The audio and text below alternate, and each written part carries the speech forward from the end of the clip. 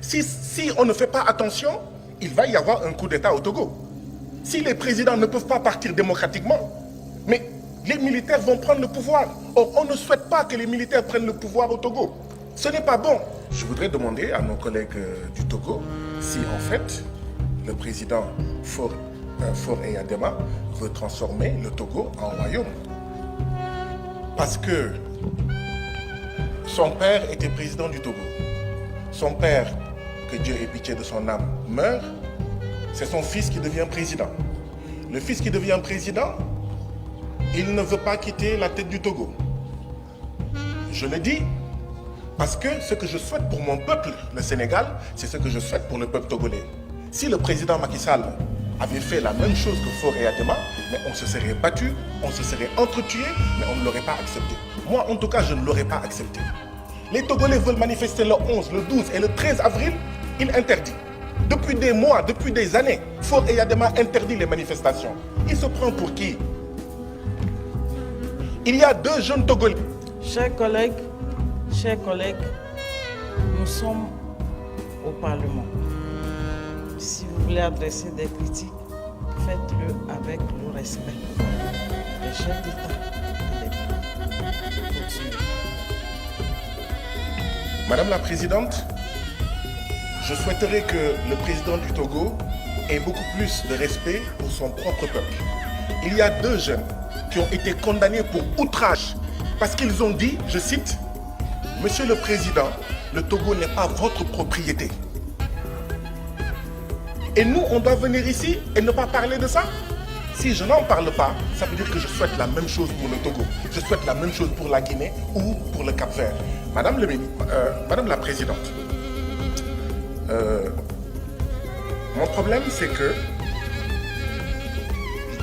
les élections législatives, c'était le 29 avril.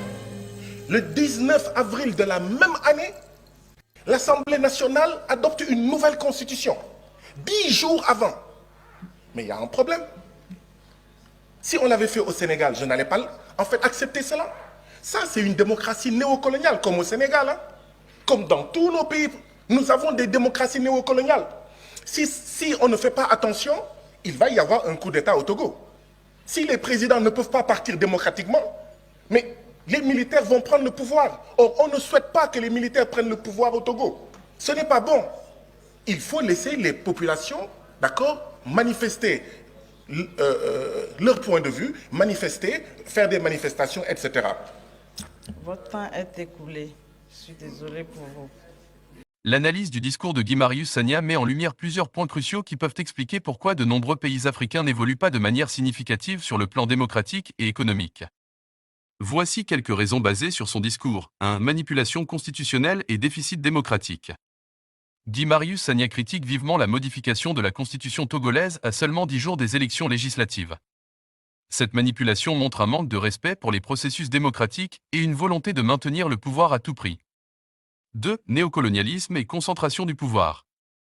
Ce député accuse Faure Gnassingbé d'utiliser les mécanismes de la démocratie néocoloniale pour instaurer un royaume. Cela signifie que les structures de pouvoir restent fortement centralisées et sont souvent manipulées par une élite pour perpétuer leur contrôle. 3. Répression des libertés civiques. Le discours souligne l'interdiction systématique des manifestations par le gouvernement togolais, ce qui montre une répression des libertés civiques. 4. Absence d'alternance politique. Sagna évoque le fait que Faure Gnassingbé a succédé à son père, suggérant une dynastie politique. L'absence d'alternance politique empêche l'émergence de nouvelles idées et perspectives. 5. Démocratie néocoloniale.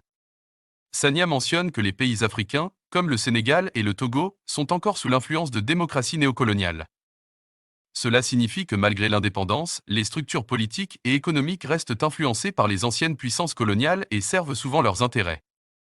Comme conséquence, les pays restent dépendants de leurs anciens colonisateurs pour l'aide économique et les investissements, limitant ainsi leur souveraineté économique. Les institutions peuvent rester faibles et incapables de résister aux pressions internes et externes pour des réformes réelles et profondes. F. En définitive, le discours de Guy-Marius Sagna met en évidence plusieurs facteurs qui entravent l'évolution des pays africains. Manipulation constitutionnelle, concentration du pouvoir, répression des libertés, absence d'alternance politique et persistance des structures néocoloniales. Pour que ces pays puissent évoluer de manière significative, il est crucial de renforcer les institutions démocratiques, promouvoir la participation citoyenne, garantir les libertés fondamentales et réduire la dépendance néocoloniale en diversifiant les partenariats économiques et en adoptant des politiques de développement inclusives et équitables.